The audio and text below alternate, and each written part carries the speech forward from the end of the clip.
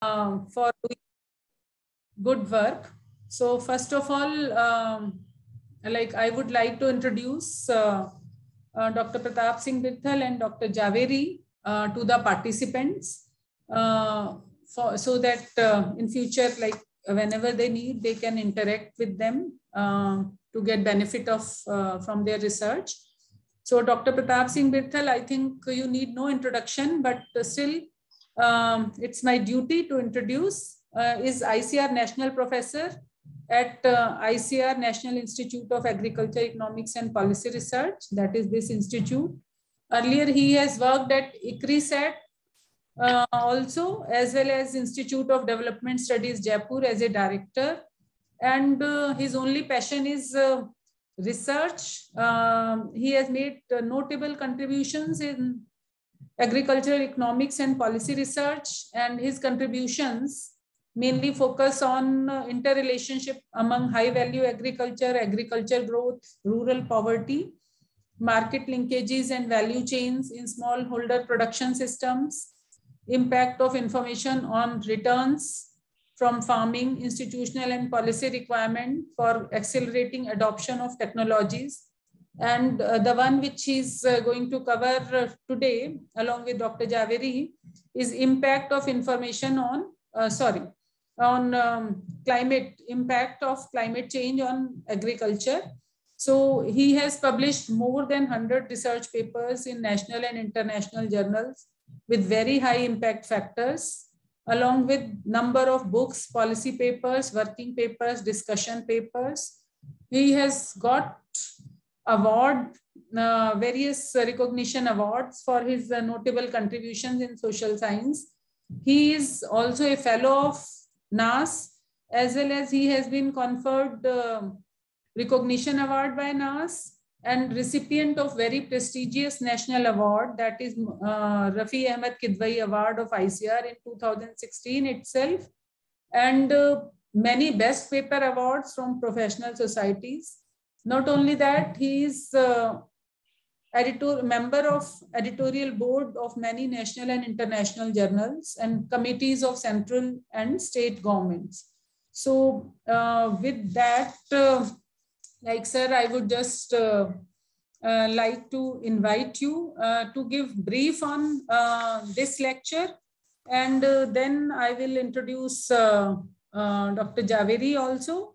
So she is assistant professor with Christ University now. Earlier, she worked under mentorship of Dr. Pratap Singh Bithal, and they have produced this beautiful publication, which she has just shared with me also. I will be sharing with participants for reading. She has her PhD from Jamia Millia Islamia, and her research areas are economics, environmental and resource economics, development policies. And her major research is basically applying improved analytical models to study how empirical findings can be used to derive long-term strategic implications to inform theory as well as guide decision makers in the area of public policy and its management. So I'm sure this is going to be very useful lecture for all of us. So sir, please, the floor is yours. You may introduce the topic and what we are going to learn in this. Thank you, Dr. Jain, for inviting me, and Dr. Javeria Hajrana for this interaction with the participants of this winter school. And I'm happy by listening that more than 900 applications were there for this program. So this shows that how people, they require, the requirements of the people for analytical techniques. So their interest in those kind of things. Well, friends, nowadays it is the, you can say, the age of analytical techniques. And what you require for research, yes, one is the understanding of the concepts of the problem which you are going to address, what questions you are going to address, frame some questions and hypotheses around the problem, and then think of the methodology which you are going to choose to address all those type of questions. There are a number of methodologies or analytical tools that you can rely on to solve any problem. But each of these methodology or the techniques, they have all their own limitations, okay, own advantages. Some techniques, they might be quite data intensive, another might be quite demanding of the mathematics or the statistics, which may not be all of us are not well versed. But one thing, of course, I would like to say that if you are interested, you can learn at any stage, at any time in your life. I am getting old, but still I keep myself abreast with the new developments, particularly in the methodological aspects. And how I learn is I learn from you people, the young people, young mind. I just keep on probing them, instigating them, okay, what will be. And this is what I have done, particularly with the people who have worked with me, especially Dr. Javeria Hajrana. Okay, I just give, okay, Javeria, we will do like this, then she will come with some idea. So this is the technique that we can use. And for that, what you have to do, you have to read a lot of literature related to those issues, concepts, and the technologies. And only then you can build upon the technologies. Now, this is an opportunity for you people to learn the new techniques and interact with the people who know these techniques. So unless you do that, just by attending the technical program for getting a certificate is not going to serve any purpose in your life. Unless you learn those techniques, those methods, and all that kind of thing. What I observe, I am just also an editor of our Agricultural Economics Research Review. So what I observe, the papers that we get for publication, they are, I say that they rarely use any econometric techniques.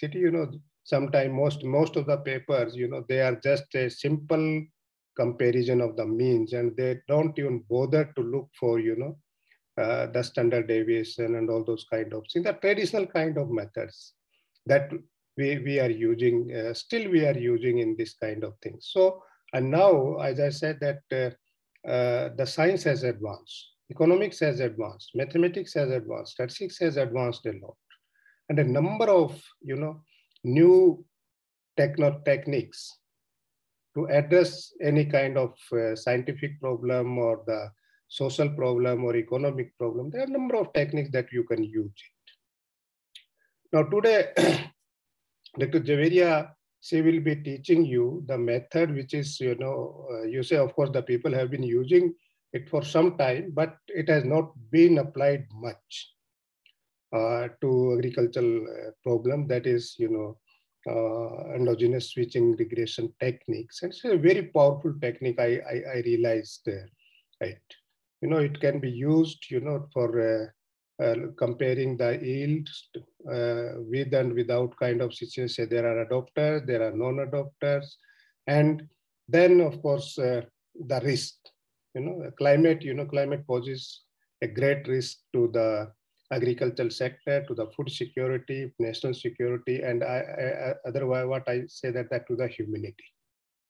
Now, there are a lot of concerns around climate change, how it will unfold in the future. The IPCC reports, recent reports say that if we are not able to control, the temperature, but the rise of temperature below 2 degrees by end of this century, its effects on agriculture and other economic sectors, they will be quite disastrous.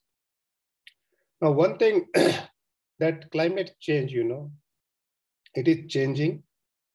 It is changing differently in different countries. It is changing when climate is changing. Climate change means it's a gradual kind of change. But now what is happening, that extreme changes in climate. Extreme changes when I say the droughts, the floods, heat waves, cold waves. Now, they have become more frequent in the past, and they are likely to become even more frequent in the times to come. Now, these, different types of this kind of shocks, they have a differential impact on different economic sectors. In different regions, they have different economic sectors. For example, if you go through the global literature, you will find that agriculture is the most affected by climate change or climatic shock compared to other economic sectors. And if you compare agriculture, its impact on agriculture in developing and developed countries, the developing countries are more vulnerable to climate change than the developed countries. One, of course, most of the developing countries, they are located in the warmer regions. And another is they lack institutions, infrastructure, technology, resources for risk management. Now, the question then arises how to manage the risk. There are number of techniques, number of methods, number of measures to manage the risk. Some of them, of course, farmers have been using since ages, and some of them are the new ones. Okay. Now, but which one, whether the traditional techniques, they are really efficient at improving, say, agricultural productivity as well as reducing the risk? Or is it that modern technologies, when I say that, maybe adoption of crop insurance, use of crop insurance, is it more effective? Or now the people say the climate smart agricultural practices, are they more effective than the traditional ones? Or is it the combination of these technologies which is more effective? So these are the questions that one has to address. But particularly what happens that in developing countries, as I say, that with lack resources for risk management, mostly the farmers are small landholders, and they rely mostly on the traditional methods. What kind of traditional method they could be? They might be just, integrating, say, animal husbandry in their production systems, or they may be diversifying to more than one crop or to the high value crops that generate higher returns, but still they are very risky. Or some other techniques, risk mitigating or risk coping mechanisms. Risk coping mechanism, when I say that once the an event has happened, then what farmers do? So that will they go for some kind of say remittances from other family members, or they will go for employment outside agriculture, or they will migrate, or they will borrow. So all this kind of thing, risk coping kind of things, technologies. Now, once we have looked into that, there are two issues, be it any kind of technology or risk management. One is a farmer will adopt a technology or any risk management measure if he feels that he will be better off with its adoption. Okay. Now, another questions, and in such kind of situation, what kind of techniques we can use if he utilizes only, say, one technology? Say, for example, crop insurance. Will the farmer adopt crop insurance? Now, what kind of method, statistical or economic technique we can utilize to see the effect of crop insurance on, say, risk management or improvement of the agricultural productivity?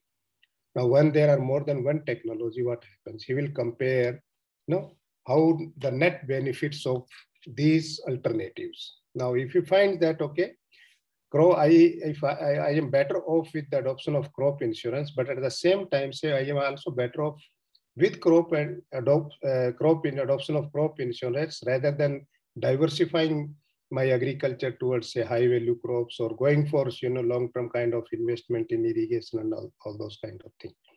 Now, this is what Dr. Javeria Hajrana will be teaching you. That is, kind of, first that endogenous switching regression model for only one techniques, and then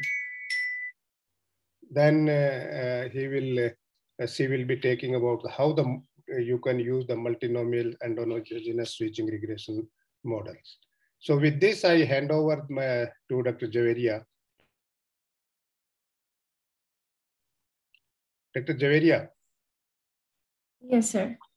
So good afternoon to everybody, and thank you. I thank Dr. Bertel for giving a very good opening against which this technique can be conceptualized. I will start by sharing my screen.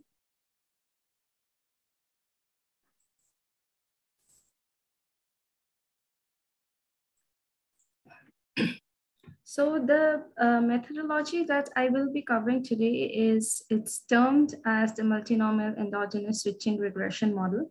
This is a very interesting technique, and it's a very important factor about this technique is that it is very well suited to certain questions and to certain situations. I have divided just for ease of understanding and Javeria, just make it in slideshow, please. Okay. So just to highlight exactly what this technique does, how it should be interpreted, and what kind of data sets it's really compatible with. I have divided this presentation and this talk today in 3 sections. The first is basically in 3 sections and more broadly 2. The first is, where does this start from? What is the background of the multinomial endogenous switching regression model? And what are the drawbacks of other kind of methodologies that it fulfills? And what is the kind of situation and data that it is compatible with? And then I follow this up with an application showing how it is actually applied and how its results are basically interpreted. So I start a good starting point for understanding the multinomial switching regression model is to see where it builds on, to what kind of factors it builds on. So we have the whole impact evaluation literature is certainly seeking to understand the effect of certain programs on those who adopt those programs, or in other words, those who are treated with those programs. And the impact evaluation literature basically, it would divide the population into those who are treated with a certain program against those who are not treated, and with the broader objective of the question of what would the outcome be if a certain individual or a household adopted this treatment, whatever the treatment might be, compared to those who did not adopt. And the whole beauty of this impact evaluation literature comes from being able to answer this simple question: what is the impact of the treatment?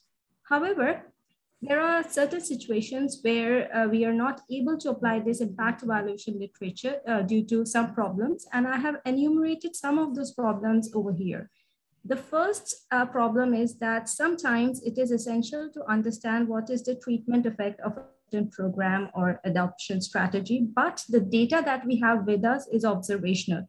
We basically do not have observations of those who are treated and the situation where they might not be treated. We do not have 2 groups which are totally comparable in every way, except the fact that some of them receive the treatment. So the first important point is that in many situations, the data is observational. So that's a limitation which literally stops proceeding with any kind of impact evaluation. The second is that you can have some variables which influence the treatment as well as the outcome variable. So you can have confounding influence on the treatment as well as the variable which we are observing, in other words, which is our dependent variable. The third important factor, and this is something which has been pointed out in a 1998 study by Wu and Babok, they say that at times people do not adopt a single kind of treatment. It is possible that they adopt multiple treatments. And if you have households or individuals who are adopting multiple treatments, then these treatments are simultaneously not additive. And this is really a very statistical point, because they say that until and unless the approach itself accounts for simultaneous adoption, you're not going to come out with treatment effects that are representative, because they are not additive. You have to have groups where you're accounting for the factor that some of the people are simultaneously adopting more than one treatment. So this is a very interesting point, and it needs to be incorporated while we proceed with looking at treatment effect or impact evaluation. The next point is, and this is a very important point, it says that it is possible that individuals who adopt a certain treatment are really self-selected. They might be having some unobservational, some inherent qualities which provoke them to adopt the treatment effect. So the model or the approach needs to account for the fact that these groups or these individuals are self-selected. The second is the approach itself, and this really is a point that has gained a lot of prominence in recent times, is that when we begin with impact evaluation, sometimes the dependent variable itself a complete picture. So the model must be compatible to some kind of extension. For example, if we are looking at income of farming households, they might not often give a complete picture. It is also to incorporate with it some aspects of risk, variance, income stability. So the approach must be compatible with some kind of extension. So these are some of the highlights where against which the multinomial endogenous switching regression can prove to be very effective. So since treatment effects are generally estimated in controlled environments, but you do not really have access to those kind of data sets often, we end up with a problem which is a selection problem, or we end up with a problem which is a missing data problem.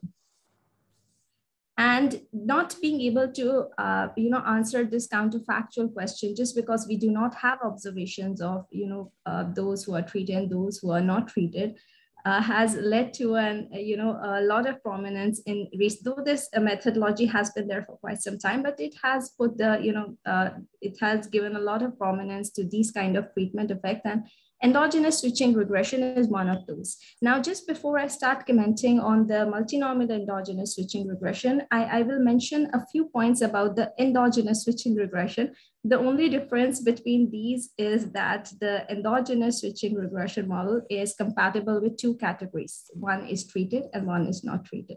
So what it does basically is that it partitions individuals into two classes based on the treatment. And this treatment can essentially be what the researcher is looking at. For example, if you're looking at the adoption of certain climate smart technologies, then the treatment would be the adoption of that technology. And you can basically have two groups of those who did adopt and those who did not adopt. And another highlight of this model is that it is used to study continuous dependent variables. So it is not really necessary to go for a binary dependent variable. You can adapt this methodology to variables which are continuous. And this really makes this model very much flexible. Technically speaking, the endogenous switching regression model really is a variant of the instrument variable approach, because what it does is that it bifurcates the whole process of looking at treatment into two steps. And first, it basically in the first step, and I'll comment more about how it is estimated later, but just as a starting point, it bifurcates the whole estimation process into two stages. In the first, you have a switching equation, which basically sorts individuals over their different states. The states over here referring to the fact of whether they did adopt or they did not adopt a certain treatment. And from here, it controls for the selection bias. And moving into the next stage, it incorporates the selection bias. So what happens is that we are able to see the impact of adopting the treatment, but it is controlling for the fact that there can be observed or unobserved factors which are influencing the adoption itself.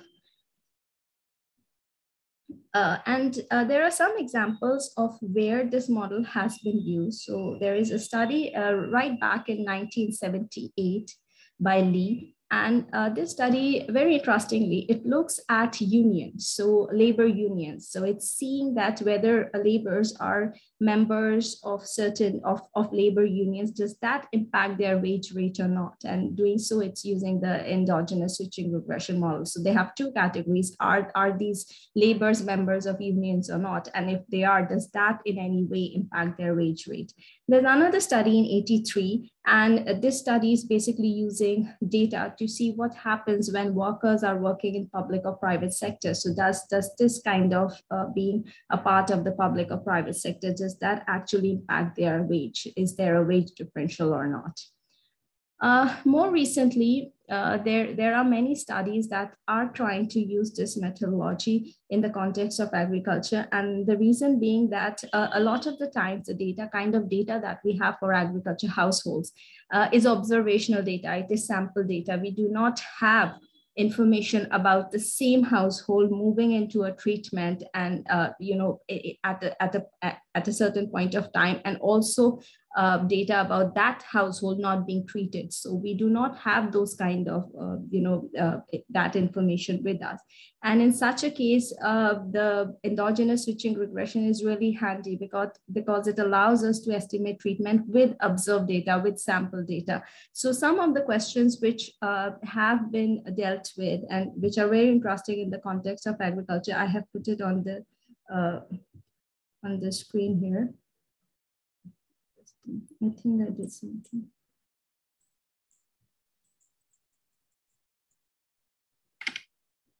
Just a minute. I think I accidentally did something to the screen.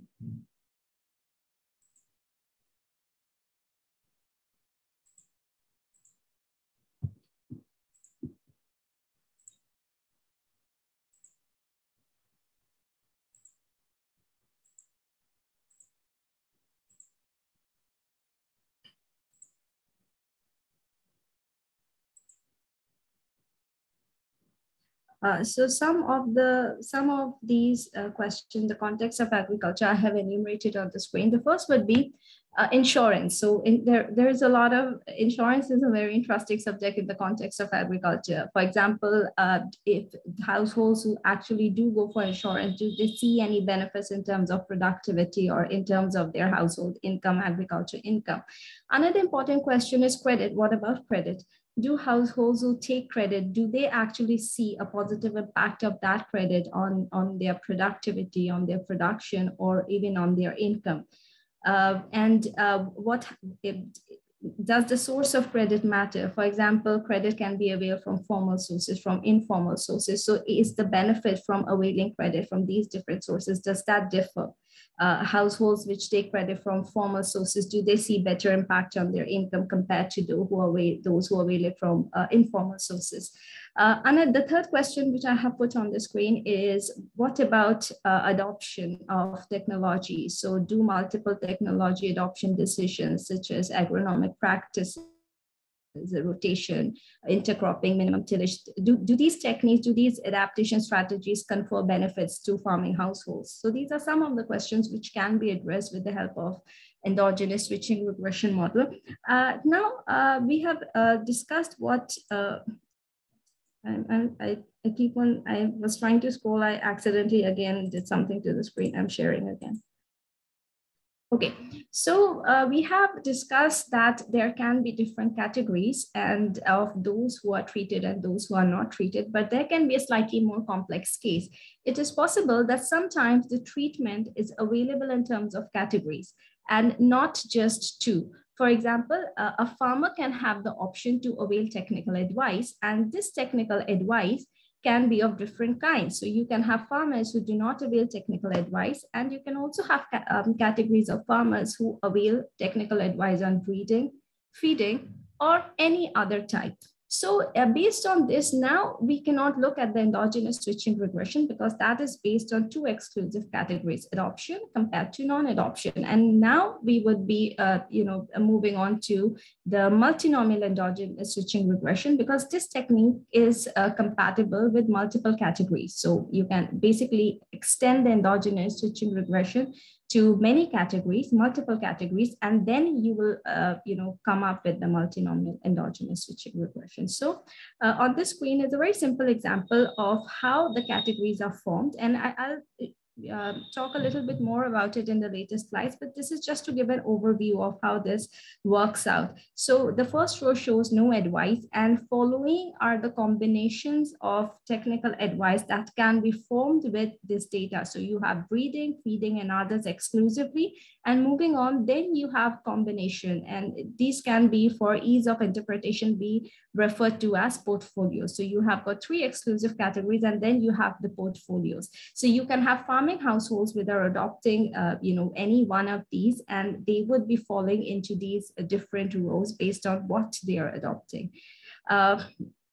And while this table basically gives an overview of whether or not they're adopting, the second one is an example of how the observations would look. So hypothetically speaking, if we had a sample of some 1,000 households, 32,000 or 32,500 or something like that, then they would be bifurcated into these separate categories. And based on that, we can observe who is adopting a single strategy or more than a single strategy. And this is how the data would then be bifurcated into different subsamples.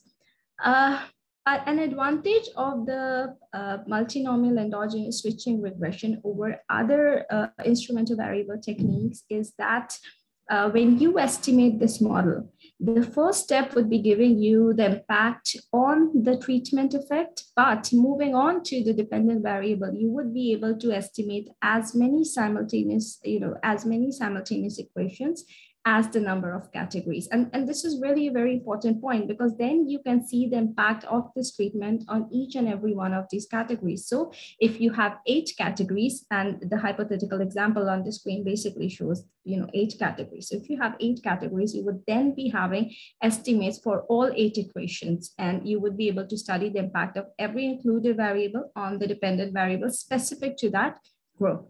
In the following slides, I basically highlight how the equations of the MESR, the multinomial endogenous switching regression, look. And I start with the selection equation. So the first equation is the selection equation. And this is the step from where we actually generate the selection bias corrected terms so that we can include them later. Just for the sake of understanding, I have adopted a problem, and I will talk a little bit about it later when I show the application, where you have different farm households, and they are faced with the choice of risk management tools. And the first step is to understand that farmers basically start from a point where they are trying to maximize their income. And the way they do so is by comparing the expected income that they would receive when they adopt one or more of these strategies. So we start by observing a latent variable, and it is given in equation 1. And in the first term, the dependent variable, basically a latent variable, and it is expressed as a function of some observable factors. And these observable factors are basically household characteristics, farm characteristics. And then you have a second term, and this captures the impact of all those factors which cannot be observed by the researcher. So this is our idiosyncratic term. A farmer starts by choosing a portfolio where he thinks he can get the maximum expected returns. We cannot observe the returns, but what we can observe is the choice of the risk management strategy that the farming household does choose. And equation 2 captures that. So this equation is expressed by incorporating every risk management tool that is available to the farmer. And that is why we have Y ranging all the way from 1 to N. And N is the last risk management strategy. So hypothetically speaking, if we have 8 separate categories, N would be 8, and the farmer would adopt it if and only if he expects that the returns he gets would be greater for this strategy compared to any other. And then he would choose such a measure. So basically, he's starting off with his expected returns, since since we cannot, and that's our latent variable. And since we cannot observe that, we start by observing what choice he's actually making. A very important factor building from this equation equation 2, is that we assume the error term in the latent variable equation to be identically and independently Gumbel distributed. So the way, and there's an important limitation of this assumption. And just before I come to that limitation, we have this equation, and over here, this is expressed as a multinomial logit function. This is precisely what is estimated in the first step. The base category is always non-adoption, so that we can actually compare the benefits of any strategy against those who did not adopt. So the main limitation of this assumption is that we are considering that the probabilities from choosing any alternate portfolio are independent of the others. So, and this is really a very much a very limiting assumption, because adoption is never an independent process. Adoption is always something which is compared to whatever other strategies are available to the farmers. And in order to account for this, this is something which was pointed out in this 98 study. And the way to do it would be incorporating, extending this equation basically to incorporate some correction terms. And that is that is what is done a lot to basically take account of this factor that adoption is not something which is an individual decision. It is impacted by other portfolios available. So, and this would be incorporated, this limitation would be incorporated in the following equation. But moving on to the second stage, we now have our outcome equation.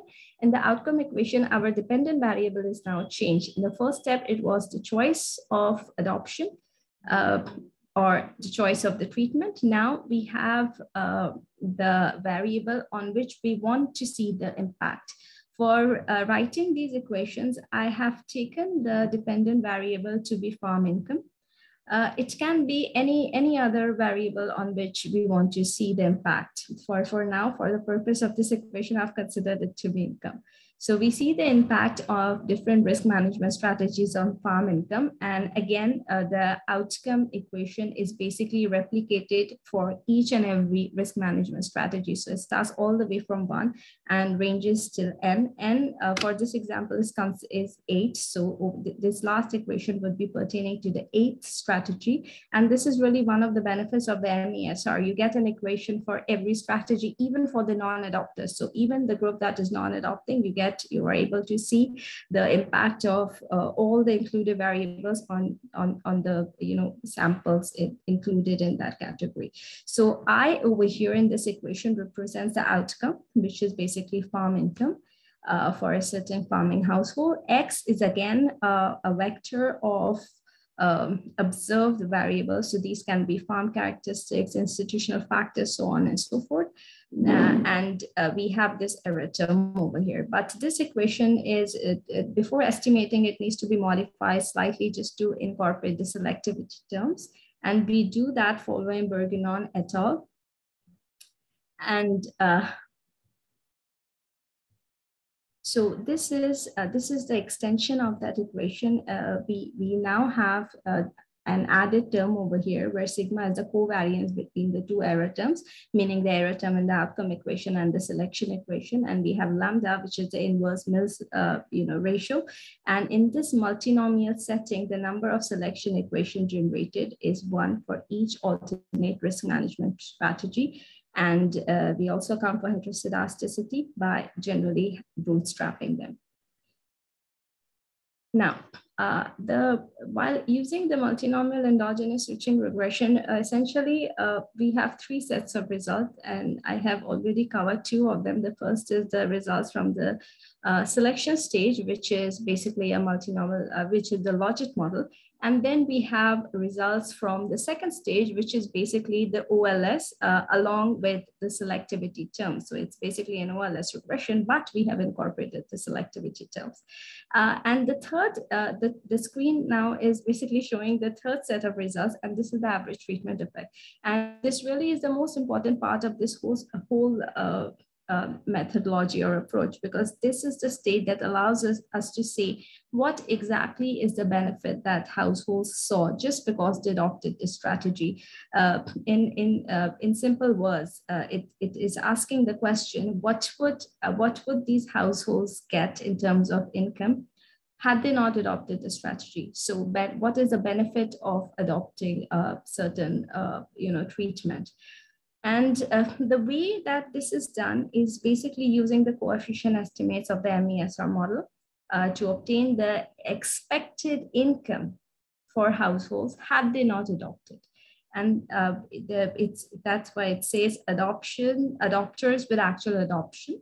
So this is the equation which basically gives us what these households get when they adopt. And this is the actual case, because the data is showing us those households which adopted a certain treatment or a certain risk management tool. And this is followed by generating a counterfactual. And this counterfactual is generated by using the estimates of the MESR. And it is asking what would have happened had these households not adopted the treatment. So this equation here is the essence, and it is whatever we had been at the cover till now. It's building upon on those first and second stage estimates to basically ask the question, what would be the returns to these households had they not adopted the treatment? So this is a counterfactual equation. Had households not adopted the treatment that they did adopt, what then would be the returns? And once we take the difference between the actual and the counterfactual case, we derive the treatment effects, which show what is the percentage increase that households saw just because they adopted a certain strategy. So this is the last slide of how the MESR equations look right before we go into the application. I do have some slides where we show how it is done and how do you interpret the results and what do the results look like. So the slides are basically adapted from a very recent paper where we use the MESR to look at risk management strategy, and it builds upon the points that climate change is something which is really very much apparent in present times, and developing countries are really very much vulnerable to it because of the geographical location, also because they often do not have the tools required to mitigate risk. And they also are, and the farming households specifically are very badly impacted. They often lack all these institutional mechanisms, sophisticated institutional mechanisms, which would allow them to reduce the impact of these risks. However, households which do expect certain, climate, the negative impact of climate, do not passively tolerate these risks. They utilize a single or combination of certain traditional measures, which would help them to cope or be prepared against the impact of any climate risk. And these traditional measures are those autonomous adaptations which take place on the field and include diversification, irrigation, livestock holding, and non-farm income, and many other strategies. An important point, however, is that risk mitigation or risk management is really not a costless process. When farming households engage in these kind of strategies, they basically divert their income, their limited resources from other productive activities towards risk mitigation. And just because of that, they would always compare the expected benefits from adoption and against a scenario where they do not adopt or choose an alternate strategy. So building on these points, we highlight some areas in the literature where these factors have not been looked at. And these are the points which really allow us to adapt the multinomial endogenous switching regression to this issue. And I have already covered them when saying that what possible limitations can this methodology cover.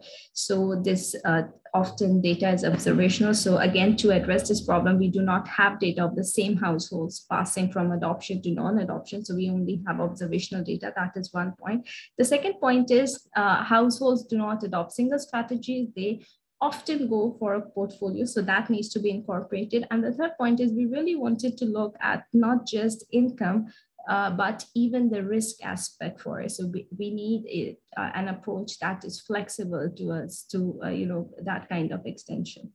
Now, the specific objectives that we have looked at with, these slides which show the application of MESR are basically what factors differentiate farmers in the choice of risk management strategies.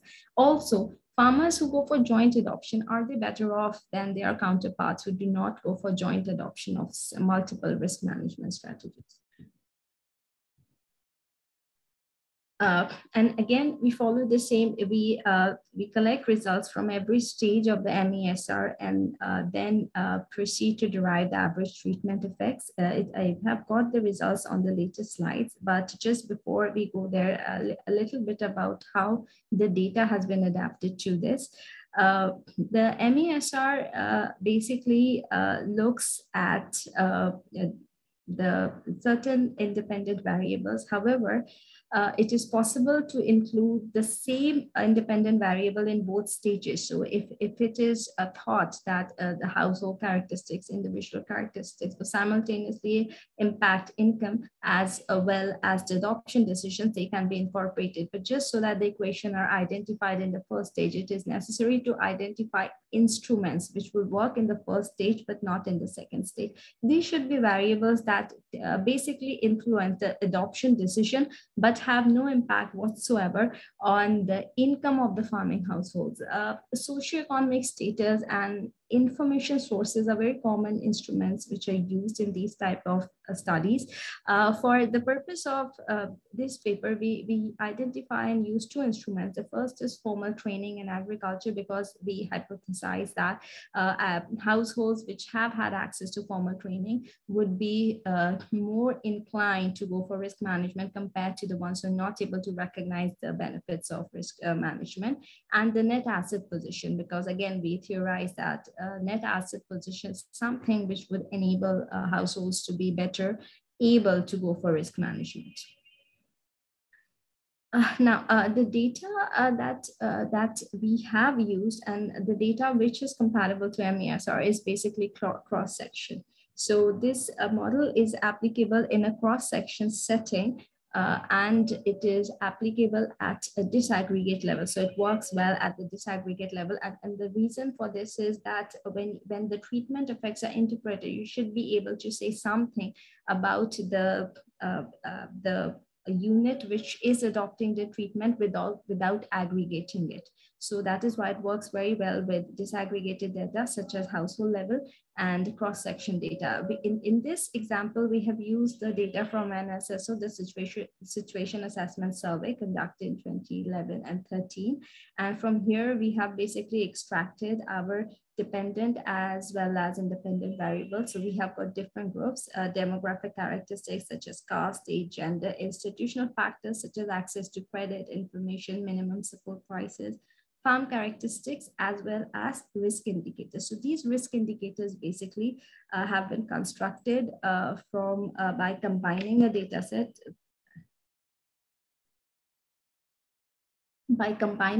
set of rainfall and temperature. So we take the gridded data on daily minimum and maximum temperature and precipitation, and we bring it to district level estimates by assigning each weather station to the district whose centroid is nearest to it, and then averaging the variables recorded at all weather stations assigned to a certain district. And from here, we derive averages for temperature as well as rainfall, and we derive deviations over the long-term trend. These deviations are further bifurcated into negative and positive variables. Now, after this is done, we combine these two data sets, and right before we start with the MESR. The MESR basically is starting from a point where it's talking about having different categories of adopters. And for that, it is very much necessary to have well-defined subcategories. And we do that in this paper by having three groups. So we go for risk mitigation, risk transfer, and risk coping. And the way these are bifurcated is looking at how these categories allow farming households to mitigate, to deal with risk. Risk mitigation are those strategies which are taken prior to the occurrence of a risk event. while risk transfer are basically techniques which allow these households to transfer the risk away from themselves to another party for a fee or premium, such as insurance. And the third one are those techniques which allow households to deal with risk once the event has occurred. So based on the way these strategies function, we have three well-defined categories: mitigation, transfer, and coping. And this screen basically presents a flow chart of how this has been extracted and constructed from the data. So the NSSO data has information of households and which of these are adopting certain strategies. So the first column over here presents these individual, adoption, whether or not they have horticulture crop, whether or not they are engaged in non-farm business, ownership of livestock, and the rest of them. And based on how they allow risk management to occur, we have grouped them into risk mitigation, transfer, and coping. And their combinations are presented in the third column. So the second and third column are basically our exclusive subsamples, which would be incorporated into the MESR.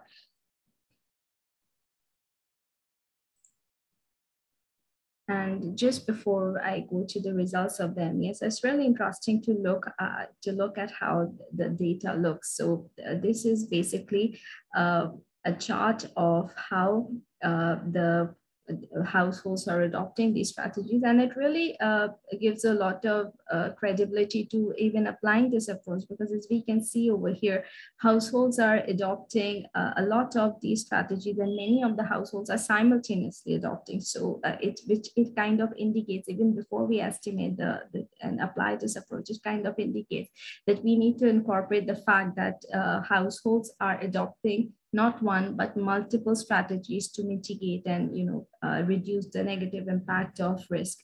And again, the same chart is replicated, but this time it is replicated for the well-defined subsamples. So there are 8 categories over here, including those households which do not have any risk. And we find that close to 85% of the farm households do adopt some kind of risk management strategy. Risk transfer is something which is observed to be very low. So very few households adopt risk transfer, but risk mitigation is something which is adopted by many farming households. And combinations, again, are adopted by many households. For example, a large number of households adopting a combination of risk mitigation as well as risk coping. So this is a view of the results from the first stage. And this is basically, this is the result from the logic model. The base category over here is those farming households that do not adopt any risk strategy. And from here, we can essentially see which of these included independent variables is basically compelling farming households to go for risk mitigation, and which is not. From this state, we find several very interesting observations. For example, we find that climate risk is something that does compel farming households to go for risk mitigation strategy. We find that those households who have irrigation are less inclined to go, and we also find many of the demographic and institutional characteristics are really very important in these adoption decisions. And moving on to the second stage, this is basically a view of what results from the second stage look. We have 8 separate categories, including those households who are non-adopting. And that is why we have 8 equations which are estimated for these different subsamples. And this stage also incorporates the selectivity terms and sees the impact of adoption on the income. We find that many of the included demographic institutional characteristics are important. We also find that adoption decision does impact in farming income in a very significant way. The results also show that selectivity correction terms are significant, and this results really highlights the fact that ignoring the fact that the adoption of treatment, in other words, adoption of risk management strategies can be governed by selectivity or can be influenced by observed or unobserved characteristics, would lead to estimates which would be inconsistent, which would be biased, which would not be truly representative. So our selectivity terms are really significant, and this is a result that is consistent across all categories. kind of lending a lot of credibility towards adopting the whole MESR approach. And the final set of results is basically the treatment effect. So this study basically is looking at, to answer the question, what is the benefit conferred by adoption of these strategies? And this screen is highlighting that in percentage terms. So this graph is basically showing what is the percent improvement in income that farming households saw after they adopted a certain strategies. We have got basically all these categories are listed here, starting from risk mitigation, transfer, coping, all the way to the last portfolio, which is a combination of mitigation, transfer, and coping. It's very interesting to note that mitigation is the strategy which confers the largest benefit, which is 24%. However, the adoption of a combination of strategies or alternatively portfolios gives more benefit than adoption of a single strategy. So farming households which basically diverted their income from other productive activities towards risk management were able to see a lot of benefit from investing in these management practices. Those who went for combinations basically got the highest return, and mitigation and transfer is the one which gives a benefit of almost 41%.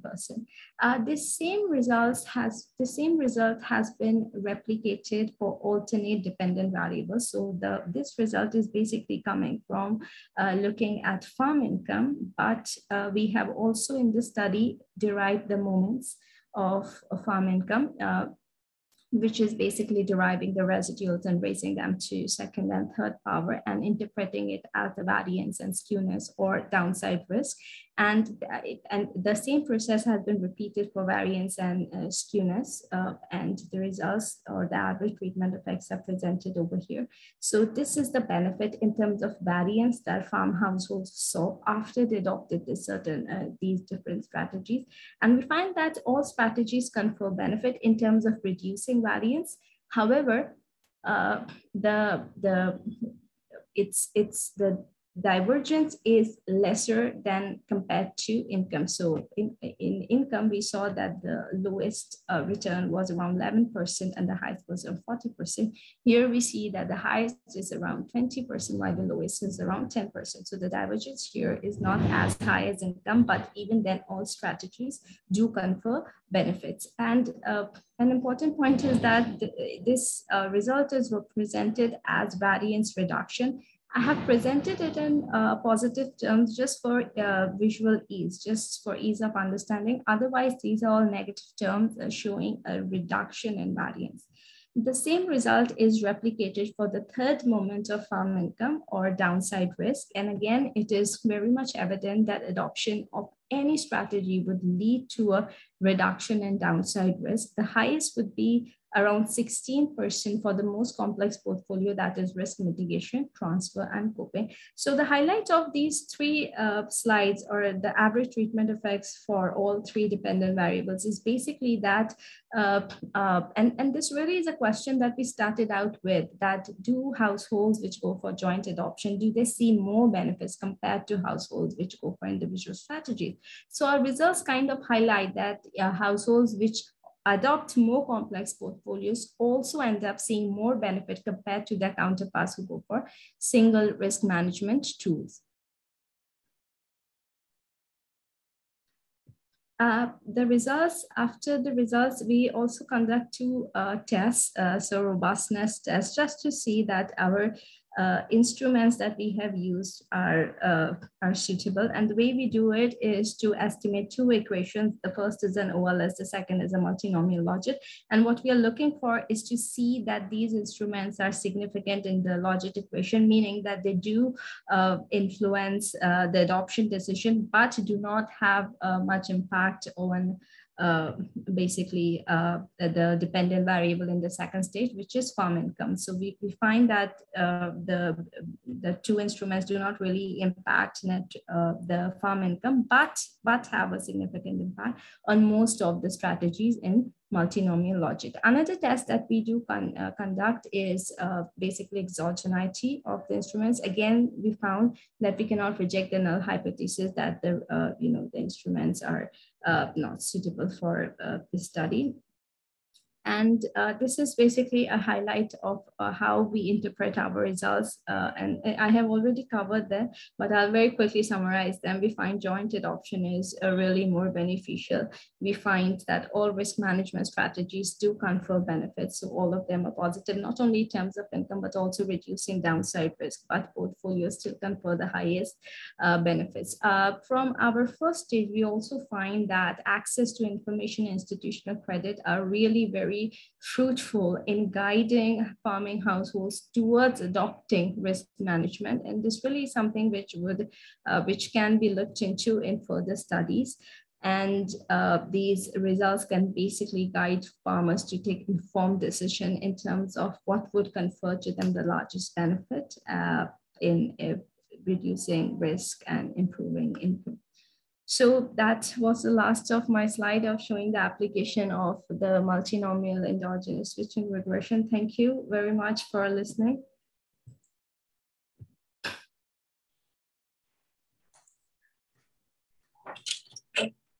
So, thank you. Thank you, Javeri, for a very nice lecture. I think many of the participants, actually, we have just started with the basic techniques, but all of them are postgraduate, PhDs and assistant professors. So they would have appreciated the advanced techniques, how they are modified and used on publicly available data, and how this NSSO data can be used to publish high quality papers. So really, I find it is a very informative session. So I would request Dr. Anju to give vote of thanks on behalf of any question, clarification? Questions, yes, some questions if it is there. Then you can see QA, they want your email ID also. So I can share that email ID, no issue regarding that with participant. And in chat box, so everyone is saying it is an excellent talk, amazing talk. So they want, some of them want PPTs also. So it is really wonderful presentation, real application like you have given. And you have shown how the analytical techniques are helpful in publishing good papers. Sir, as such, there are not questions. If you would like to add something, sir, that will be good. There are no questions. So Anju.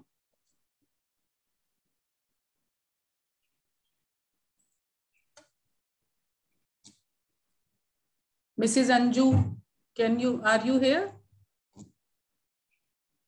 I think there is one question, so I'll just take a minute to yes. Answer it. So somebody is asking, can it be used with nudging experiments?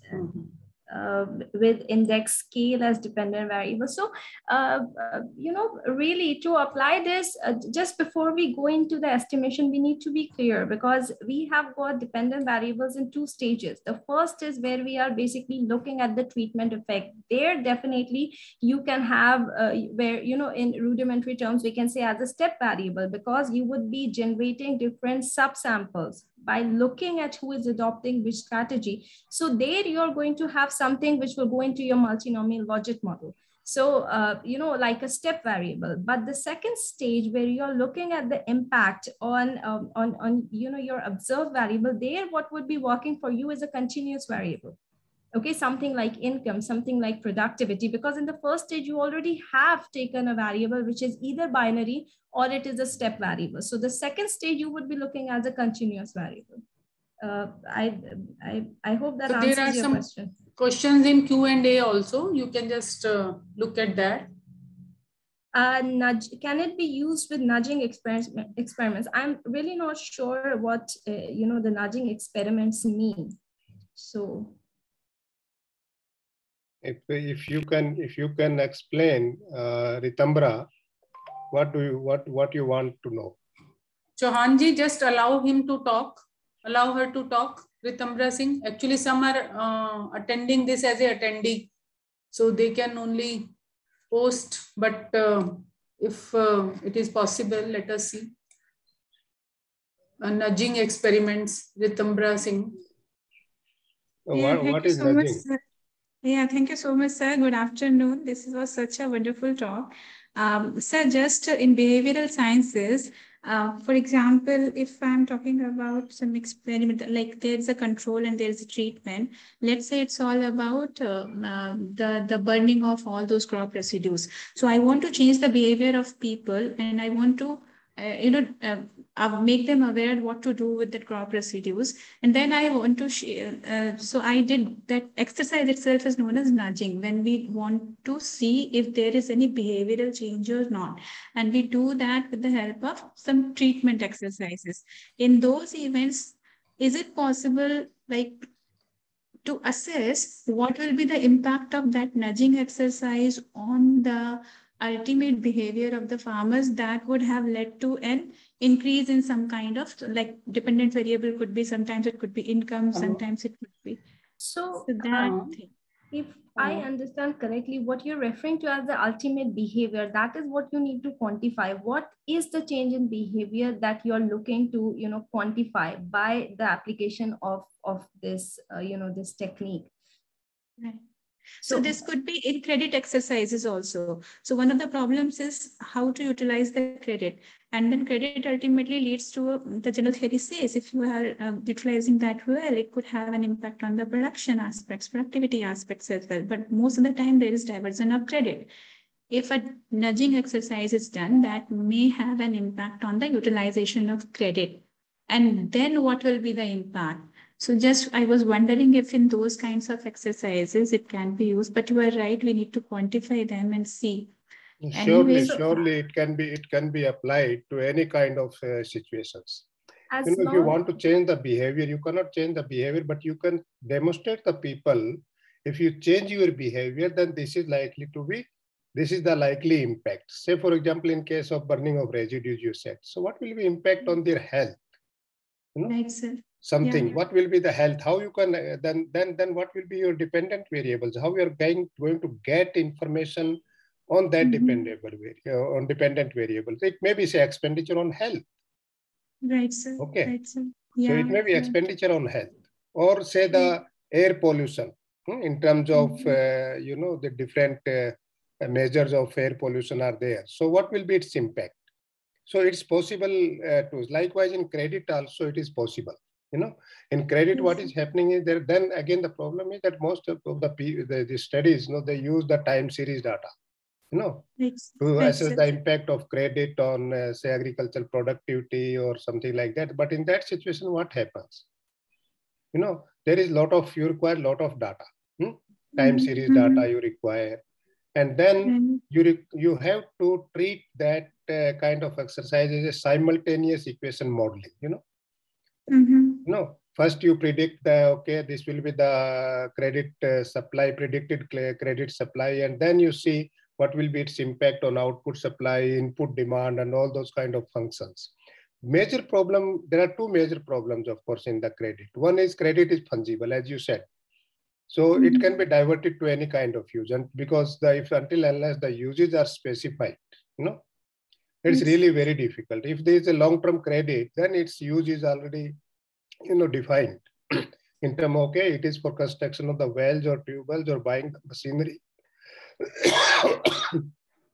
It is there. But in case of, say, short-term credit loans, the farmer may use the credit to buy fertilizer or pesticides and all. Then it becomes really very difficult. So then what is the way out? It is the credit uses are not specified. It is the short-term crop loan. Right. So what?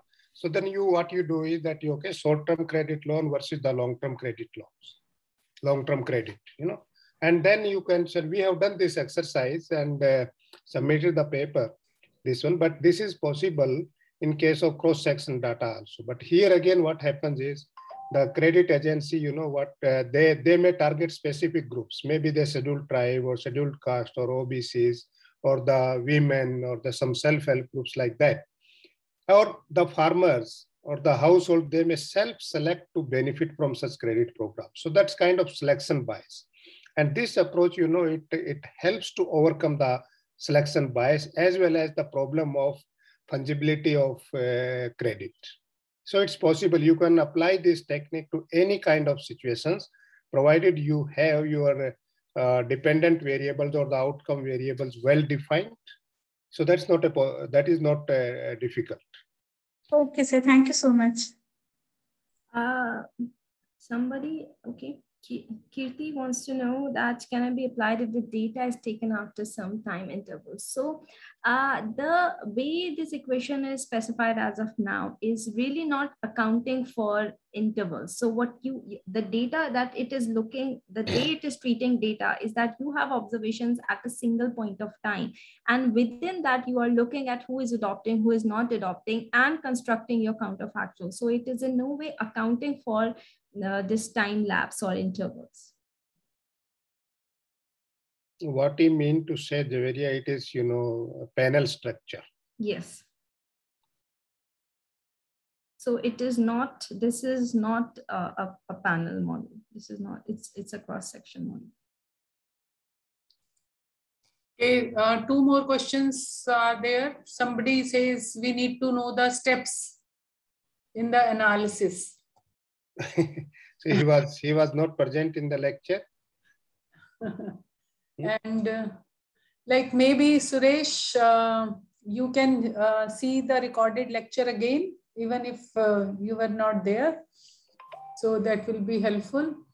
Then there is another question which says, can it be used with index and scale variable as a dependent variable? So it's really very much similar to you know what we were just talking to Ritambra's question. The dependent variable, just before you started, you have to think about it. This is a very flexible approach. You can literally apply it across many different scenarios, but you need to think about what the dependent variables are going to look like, because you have got 2 sets. So the first should be the treatment, which would you know, very simply, it would be a binary or a step variable. Either of them would work. And the second should be something like a continuous variable. Okay, so just it can be applied in many cases, but you just need to think about what your variables are going to look like. Okay. So thank you, sir. So would you like to, sir, add something? No, that's all. I hope that people will use this approach, and if there is any problem in using it, so you can contact Dr. Javeria or me. We shall be able to help you.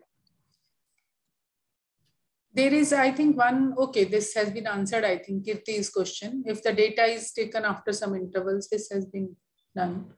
So, okay, sir, thank you very much. Thank you very much for being present here and solving some of the problems and questions of the participants.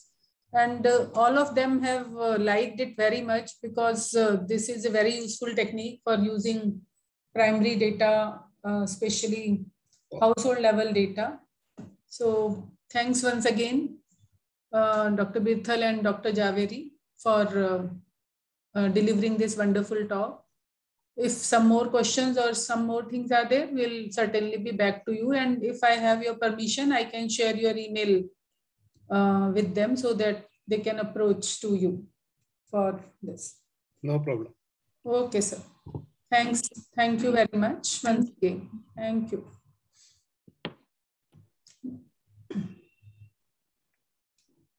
So now we have another speaker, Dr. Sushil Sarkar.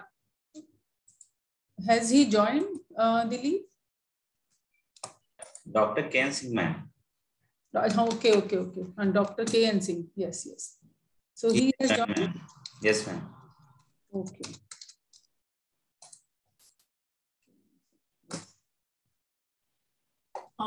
Good afternoon, Dr. Rajni. I am very much here. Okay, sir. But I think they had very hectic session. If you can have break for 5 minutes for them, that will be okay. Or as you wish. Okay, we give them 5 minutes break. Okay. Thank you. नमस्कार doctor पिरथल जी, ये नई technology से आपके दर्शन हो गए sir हमें? अब दर्शन करना ही नहीं चाहते हैं। अरे काम नहीं, हमें पता रहता आप बैठे रहते हो। दर्शन तो तभी होंगे ना जब दर्शन करना चाहेंगे। हम मन से दर्शन करते हैं सर आपका।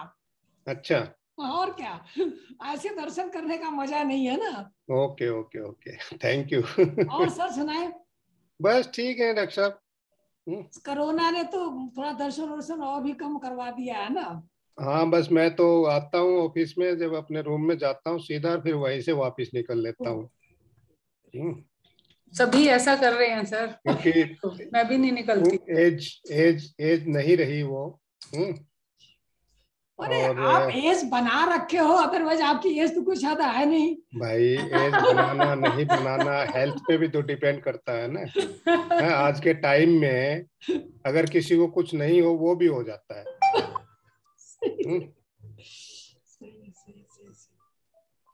बढ़िया सर।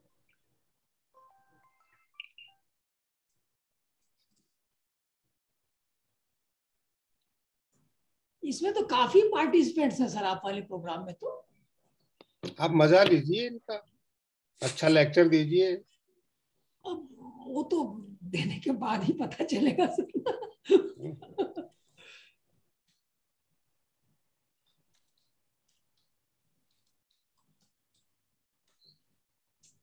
ये क्या रख रखा आपने? टिफिन रख रखा है क्या? हाँ सर। टिफिन रख रखा है क्या आपने बगल में? चाय के ऊपर या चाय की केटली है? नहीं वो हाँ केटली के पानी के लिए रखा हुआ जग रखा है सर ने। अच्छा अच्छा अच्छा। मैं एक्चुअली अपने चेयर पे नहीं बैठा, कंप्यूटर से ही दे रहा हूँ। वहाँ क्या है कि we don't have the WiFi good facilities. Okay okay. उसमें क्या होता है, बीच में ब्रेक हो जाता है, चलिए। तो वो दिक्कत होता है, फिर उसे मजा नहीं आता बातचीत करने का ना। इसलिए कर रखा है।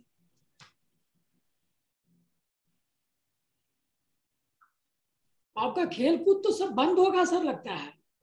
मतलब स्पोर्ट्स एक्टिविटीज वगैरह कहाँ पर? कहीं पे भी?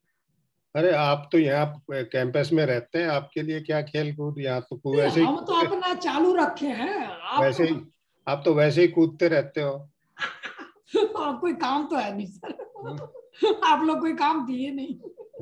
भाई देखिए, अब न तो हम इस उम्र में काम दे सकते हैं और न आप इस उम्र में काम ले सकते कर सकते, सही कहा। मतलब इतना सही कॉन्सेप्ट होना चाहिए लोगों का सर।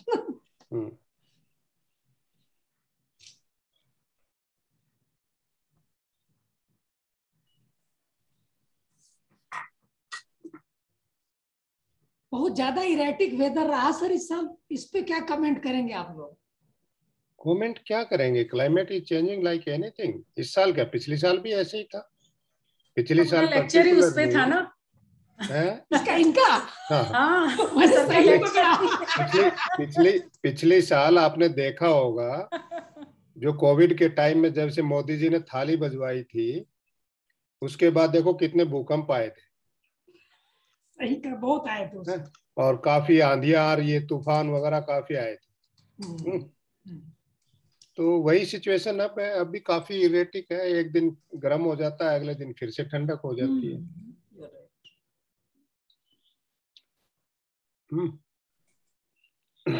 तो ये जो है, हम नेचर से खिलवाड़ कर रहे हैं ना। कर चुके हैं रादर मेरे ख्याल से। कर रहे हैं, फिर भी कर रहे हैं, फिर भी नहीं सुधरते हैं। अब क्या, बड़े लोग हैं, अपना पीटेंगे भी तब भी कुछ नहीं होता सर ना, तो क्या कर सकते हैं। ये तो हर एक की रिस्पॉन्सिबिलिटी है डॉक्टर साहब, चाहे बड़ा हो छोटा हो। खैर आप तो सोशल साइंस हमसे ज्यादा जानते हैं, लेकिन हमारा थोड़ा सा आपसे डिफरेंट है। क्या है कि रिस्पॉन्सिबिलिटी सबके है, सबके सहयोग से होना चाहिए, बट कुछ लोग ज्यादा ही करते हैं। रजनी, ये कुछ लोगों ने प्रेजेंटेशन मांगी है। जी सर। प्रेजेंटेशन तो नहीं, पर पेपर शेयर कर दीजिए इनके साथ। यस सर, पेपर मुझे जावेरी ने 2 रीडिंग मटेरियल दिया है। हाँ, वो हम करेंगे। जावेरी नहीं है, जावेरिया। जावेरिया। मैं भी पहले गलत प्रोनाउंस करता था उसके नाम। ठीक है, हाँ, जावेरिया। जवेरिया, जवेरिया, जा भी नहीं, जवेरिया, जवेरिया। अच्छा, पिछला लेक्चर सर का ही था क्या? सर का ही था ना? मैं तो बैठा था सुनने के लिए, बच्चे से नहीं, मैं वो सर का ही था, उसके साथ था वो काम। तो उसने मैथमेटिकल टेक्निक उसने बताई थी, बाकी इश्यूज सर ने बताई थी। तो now we can start, doctor K N. Singh. हाँ, स्टार्ट कर सकते हैं। हाँ हाँ। So because now I think they would have had enough of refreshment. As such also we are joining, we are starting late only, 11:30 only we start, and then they have in between 1.5 hour break. So now, friends, I would just briefly like to introduce Dr. K.N. Singh. So he is PhD in agriculture statistics from ICR, Indian Agricultural Statistics Research Institute, and presently he is working as head in the division of agriculture forecasting and systems modeling. He has done very good work in forecasting of agriculture production and yield, and he is going to show us some mathematical methods for that. So I would like to request Dr. K.N. Singh to please present your work for the benefit of our participants. And for your benefit, I would just like to tell you that this is very sought after training. Participants like to learn new techniques. All of them have expectations of having exposure to new analytical techniques which they can use in their research. And the group is heterogeneous in the sense it is mainly social scientists, but some are assistant professors across the country and some are even research scholars also. Nearly 35% research scholars are there. So each one of them is very keen to learn the new techniques. So now I would like to invite you for your lecture, sir. Thank you. Thank you, Dr. Rajni. Thank you very much. Sir. I welcome Dr. Birthal also. I would like to, if he gives some comments for my presentation. Good afternoon, everybody. Actually, I had been assigned to talk on role of artificial intelligence in crop yield forecasting. And since this work we are doing for the India Meteorological Department, what the methodology I am going to tell you or what we are doing is not at the micro level. We are working at the macro level because our methodology is being used for giving the food grain production of the country. I would like to share my screen. Share ho gaya kya, Rajni ji? Yes, sir. Yes, your screen is shared. Okay, thank you. And I am audible also. I am audible also, yes. Yeah, you are visible also. I am visible also. Thank you, sir. So basically, what we are doing is we are giving the methodology to yield forecast up to district level. And we are using the time series data of the yield at the district level. And you know very well, if we are using only time series data of any series, and if you are not, if you are using any techniques, whether it is artificial intelligence or any machine learning technique or any time series analysis, you are going to get some results. But my understanding is if you are using certain associate variables, say exogenous variables, which are related to those yield or that particular dependent variables, so that model is going to draw certain strength and your forecasting accuracy is going to be increased. So on that basis, what we are using here, because I told you that we are going to give the methodology at the macro level, say district level, or say block level, up to block level. And data available up to district or block level is only weather variables, say minimum temperature, maximum temperature, or whatever variables is available only with the India Meteorological Department is up to district level. So here what we are going to use, we are having yield, we are having the yield of the district for different years, and correspondingly we are having the information about the meteorological variables. And this work is going since 30-40 years because we are having a Fasal project is, is with the Ministry of Agriculture. So using that projects, they are giving the forecast value of food grain production of country. So you may be very well knowing that we are giving the first forecast, second forecast, third forecast, and fourth forecast. And we are using 3 techniques to give these forecasts. One is statistical model, which ISRI has given. Other one is economic growth models. Some Delhi universities, Delhi School of Economics, they are using. Another is crop simulation model, that new center, that National Center of Crop Forecasting. They are using the crop simulation model using these different remote sensing techniques. And why I am going to use this artificial intelligence, because earlier we are using only statistical models. And you know, any statistical model, or stochastics model, or non-deterministic model, there are certain restrictions on those models. So for example, your errors should be homogeneous, or errors should have some predefined the distribution. But in nowadays, because of lot of advancement, these restrictions can be avoided using this machine learning techniques or artificial intelligence. So that's why nowadays it is more pertinent. You may be seeing that most of the people are using machine learning techniques for developing different models. So ISRI is also very leading institute in developing models using machine learning techniques. So that will come in my lecture. What is the contribution of ISRI? I would like to tell you from very beginning that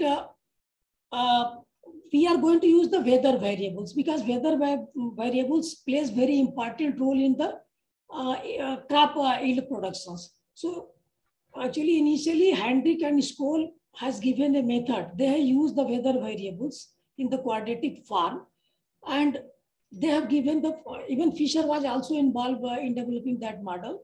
So they have used the quadratic model to forecast the crop yields. So at ISRI, we had modified this model, and we have given this simple regression model. And the beauty of this model is this generation of these artificial weather indices variable, that is ZIJ. I have explained what is the ZIJs are there. So this is the model we have prescribed for the forecast of crop yield. That is the Y is the yield and A0 is the constant. This ZIJ are artificially generated variables, and these are the regression coefficient. This is the trend for the technology, and this is the error. Generally, what we assume that this error should be homogeneous and normally distributed with mean 0 and sigma square. I mean, that is a very strong assumptions for using statistical models. But in real condition, these assumptions may not be true. So in those cases, there are other statistical methods or the machine learning techniques are going to be used there. So I would like to explain what are the ZIJ. ZIJ are the weather indices, and these are the actually values RIW, XIW, these are the things are there. So, you know, if there are, you can imagine that if you are having P number of weather variables, say 4 number of weather variables, so you are going to generate at least 32 independent variables in the form of ZIJ. And you see, there are suppose 20 years data, 25 years data, or 30 years data you are having. So to estimate all these parameters, the dimensionality problem is going to come. So that's why it is not easy to estimate all these regression coefficients. So that's why there are different techniques to estimate these regression coefficients. These are the values it is defined that RIW is the correlation coefficient of yield with ith weather variable in WH period. WH period means WH standard meteorological week, because you can partition the whole year in 52 standard meteorological weeks, say 1st January to 7th January, first statistical meteorological week, then 8th to 14th. In this way, you are having the 52 standard meteorological week. So this is the, for WH standard meteorological week, that is the RIW is there. Similarly, RI-W is the correlation coefficient of yield with product of ith and ith I dash weather variable in WH period. M is the period of forecast. Means up to what period, at what statistical meteorological week you are going to give the forecast of that particular yield. That is the M. P is the number of weather variable. And we have assumed error is the normally distributed with 0 and sigma square, means error is homogeneous. So under these conditions, Dr. Ranjana Agrawal, before me, she was heading this division, she has given that because the dimensionality problem was there, so she has prescribed that you should go for stepwise regression to estimate these regression coefficient. So she has given this stepwise regression. You may be very well knowing that what is the stepwise regression. We are having two types of stepwise regression, forward and backward selection. So in stepwise regression, we retain only those independent variables which have significant effect on the dependent variable, say yield. Why we are reducing the variable size? Because it is very important to reduce the number of variables because of certain reason. Reason is your forecast accuracy will be more there and your sensitivity of model will become very high because degree of freedom and other things are going to come in the concepts. So this method was adopted by this India Meteorological Department for the forecasting of district-wise yield of country. Later on, we thought this lasso least absolute shrinkage and selection operator may be better option.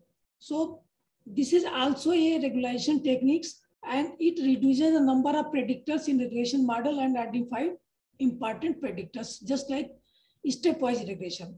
But beauty of this lasso techniques or random forest techniques is that here we have assumed that the errors are homogeneous.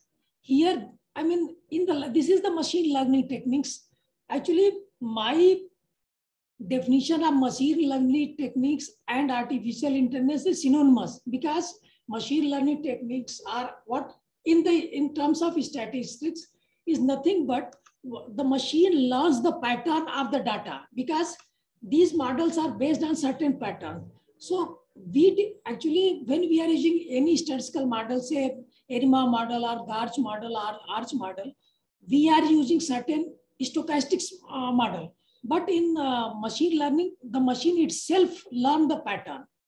Although that learn the pattern with certain equations only, but I mean, machine automatically be with its capability and capacity, the machine learn the pattern and that pattern will be has been very well utilized to give into the model. So lasso technique is that technique. So this we have used this lasso technique with in the regression setup, and we found that the performance of lasso technique was most of the cases better than stepwise regression. So nowadays IMD is following this lasso techniques as well also. So later on, there is another techniques that is called the random forest model also. So we had applied, I'm not going to give you the theory of these random forest or lasso techniques in detail because these techniques are available. The R modules is written, you can get anywhere these things.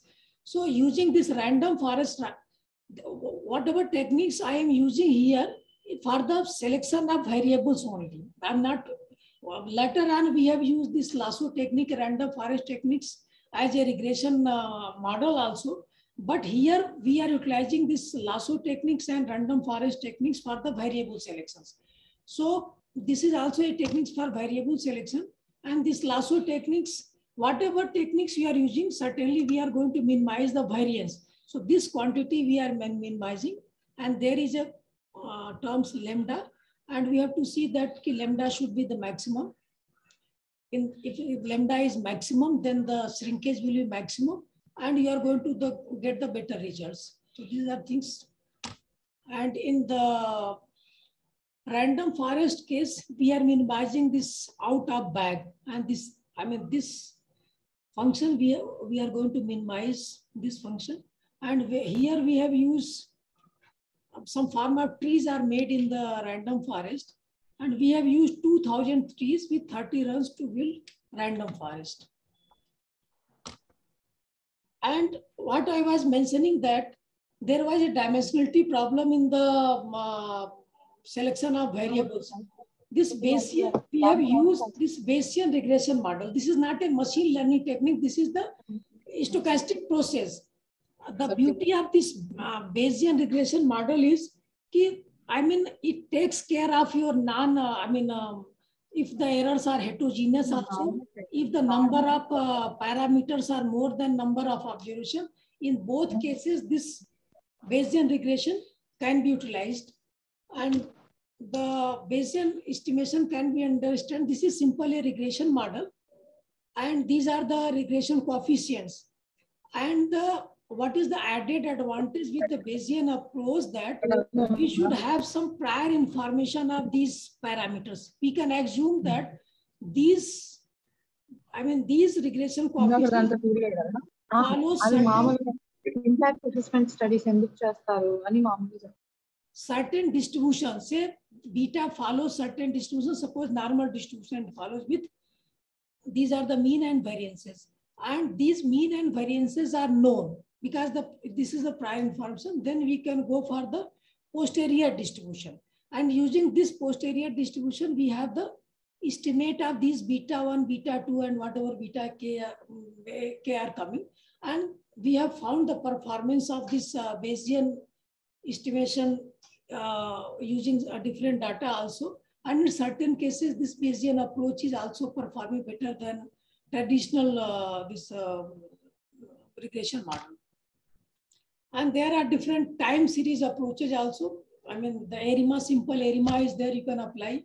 Or since ARIMA was not performing good there, so we had tried for the multivariate approach. This is not exactly multivariate. What we have done, that we have selected the independent variable using lasso techniques. And suppose 2 or 3 variables are entering into the model. So those 2-3 variables has been used for the Aremax model, where those variables selected with the lasso techniques has been utilized as the exogenous variable in the ARIMA models. So we have given the term of multivariate approach, but this may not be exactly multivariate, because here we are considering only one error. So this is, ARIMA with certain exogenous variables. And this is the form of ARIMA model. And this is the Aremax model. And these are the certain specification of Aremax model. And this is result of the one of the center. Actually, I will show you that we have developed the automatic this analysis system also, which is running on certain server web-wise, that will later show. This is the comparative performance of the models what I have given you. This is from the Buxa district of Assam. This is one of the results. Here you can find, if you are using stepwise regression, this is the associated statistics. And if lasso techniques has been used for the variable selection, and this is the Bayesian estimation, this is the Aremax model, and this is the random forest model. Here in this case, you can see if you are using lasso techniques for the variable selection, actually, you cannot say that lasso is the best among these 5 techniques, because these techniques are data-driven techniques. So we can say for this particular districts, lasso is performing better. So one more thing is there. I will show you the performance of other data set using the online software we have developed. And one more thing is there that if the errors are heterogeneous, in that case, suppose you want to use certain statistical, model. So that there you can go for the Garch model. What Garch model does that if error is heterogeneous, so we are using this Garch model in the regression framework only.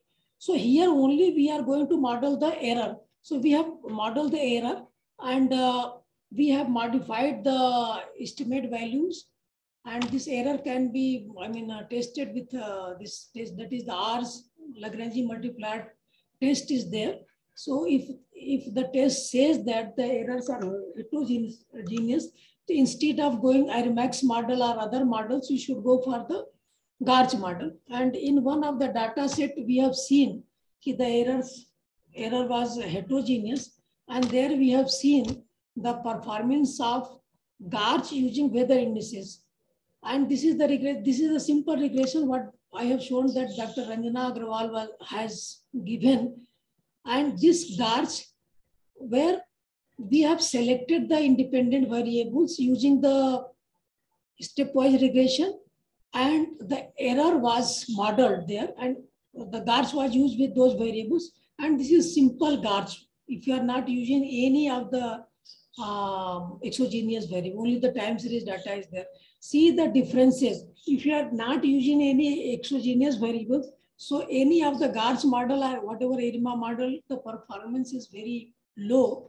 And if you are using judiciously the exogenous variable, using artificial intelligence or using any machine learning techniques or any other statistical like stepwise regression, and if you are incorporating those variables in the model, your results are significantly increased.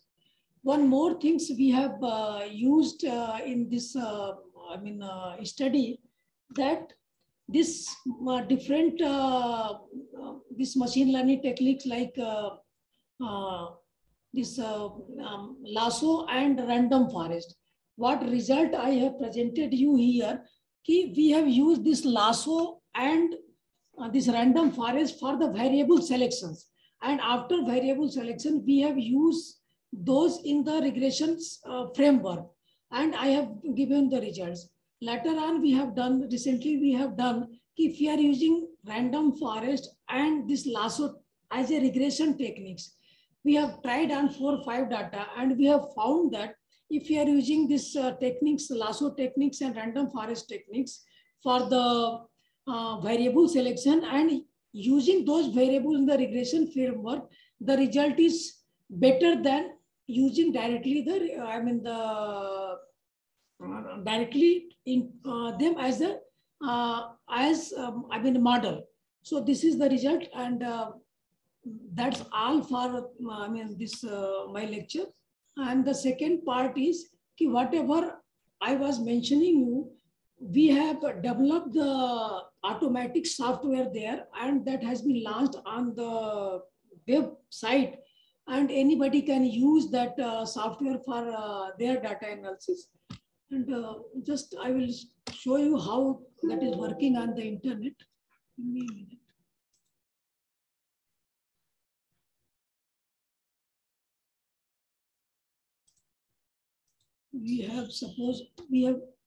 That is the weather indices based automatic yield forecasting. This IP address we have given wiayfs.icr.gov.in.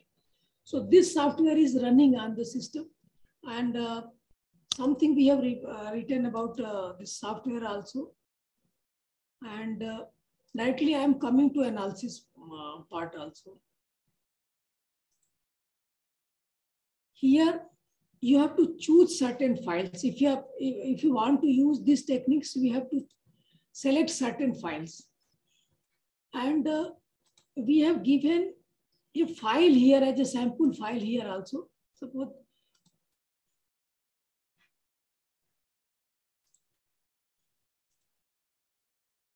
actually what the software you have developed, So data should be in this format. Otherwise, this is not going to work.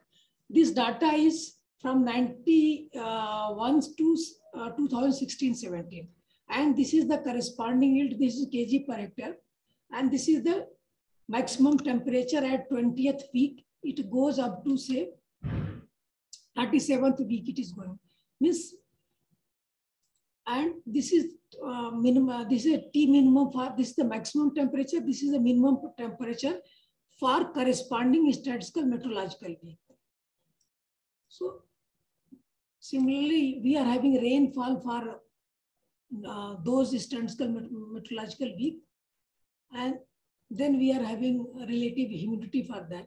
Similarly, you can add other, weather variable, whatever is available there. So this file you can upload there. Suppose I am choose file. So this file I can upload. Okay, I have uploaded.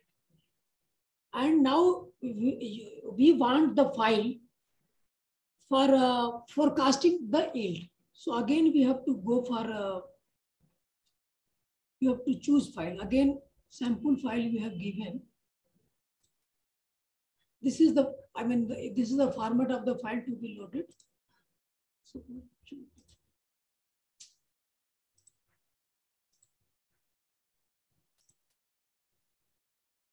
So here, if you have counted, there are 18 weeks. So we have to give that we are going to forecast after at the 18th week. So we have given the 18th weeks. Now we are submitting. So this server is at ISRI only. ISRI is having very good computational facility.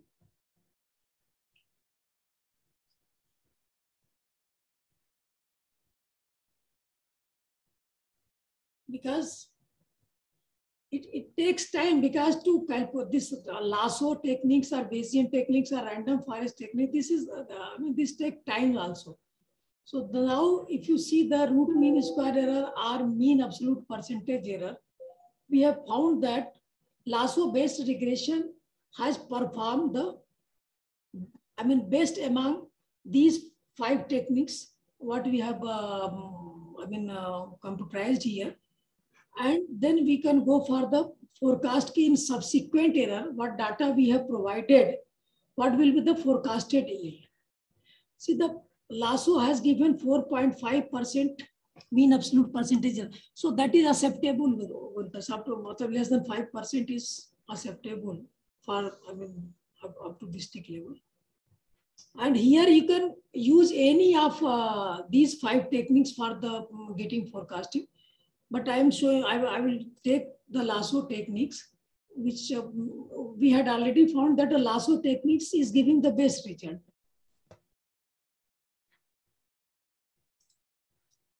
So this shows in subsequent error, this 1877 quintal per hectare yield is going to be there in that particular district. And you can get here certain, related statistics also. But here you can, whatever you feel, you can always use, and you can get, if you want to, if you are interested in stepwise regression also, if you click here stepwise regression, I think it will give you the result if you are using stepwise regression for the forecasting. And this we have kept on the, this is the sample, example, but I would like to show you. Suppose I am using some data which is there in my computer. I wanted to show you that these machine learning techniques or these statistical techniques are data driven. We are trying to find out the, the optimum model, which particular model is going to perform best among all the models. People are working on that direction, but up till date, we don't say that this model is optimum model for forecast of anything, which is not available worldwide. People are working for that. And some papers are there for admissible model also. This model may be admissible, but certainly all model, whether it is statistical model or machine learning techniques model or artificial intelligence model, till now we don't have any, paper that says that this model is going to perform, best among all the models. That we have not found. Just I wanted to, this is the data. Suppose I am using this other districts, Barpeta is a district.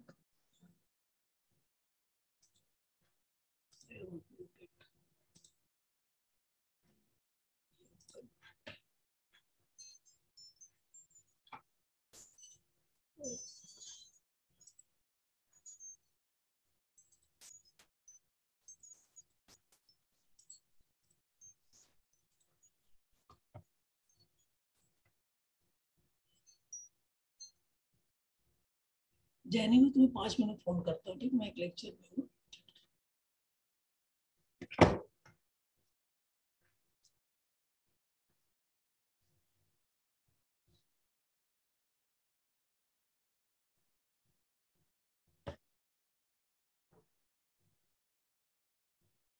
See here, it is showing the stepwise regression has performed the best.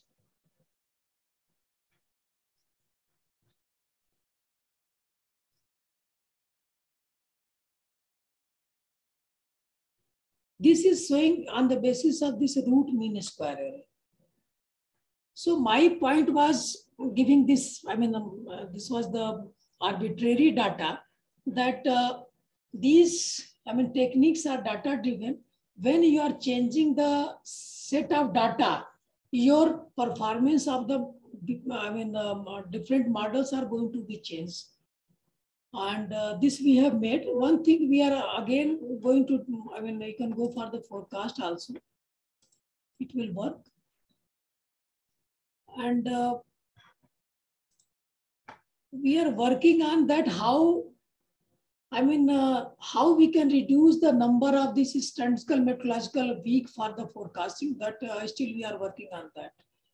And there are many, data sets are there. I can show you. But I will stop here. I would like your queries more about this methodology and your comments. Thank you very much.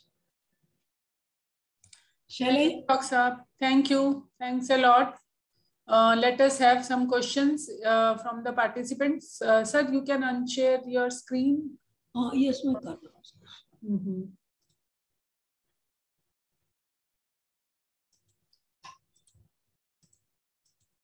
So I just wish to have one clarification. That is here for yield prediction, you need only temperature. No.